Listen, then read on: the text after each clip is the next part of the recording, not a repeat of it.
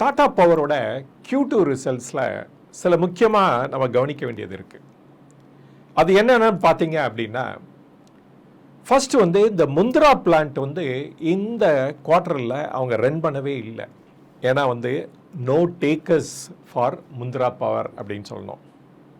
ஆனால் முந்த்ரா பவரை அதை விற்கிறதுக்காக இப்போ Gujarat government and other state கவர்மெண்ட்டில் நெகோஷியேட் பண்ணிகிட்டு இருக்காங்க. அது கூட கூடிய சீக்கிரம் நிறைவேறும்னு எதிர்பார்க்கப்படுது. ஆனால் இதோட முக்கியமானது ஒன்று என்ன அப்படின்னு பார்த்தீங்க அப்படின்னா, பூட்டானில் ஒரு 1125 மெகாவாட்டு ஹைட்ரோ பவர் பிளான்ட் போட போகிறாங்க. ஏற்கனவே ஒரு 600 மெகாவாட்டு ஹைட்ரோ பவர் பிளான்ட்டு பூட்டானில் செட்டப் பண்ணிகிட்டு இருக்காங்க.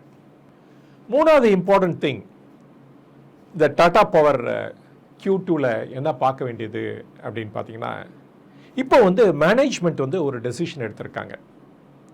இது வரைக்கும் செல்லு அண்ட் மாடியூல் தான் இந்தியாவில் மேனுஃபேக்சர் பண்ணிகிட்டு இருக்காங்க.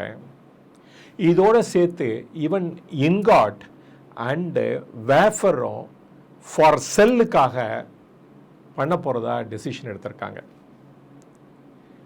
அந்த பிளான்ட்டு எங்கே வரப்போகுதுன்னு இன்றைக்கி தெரியல. அண்டு மோஸ்ட் ப்ராபப்லி அது தமிழ்நாடு, அதுவும் தூத்துக்குடியில் வர்றதுக்கும் சான்சஸ் இருக்குது.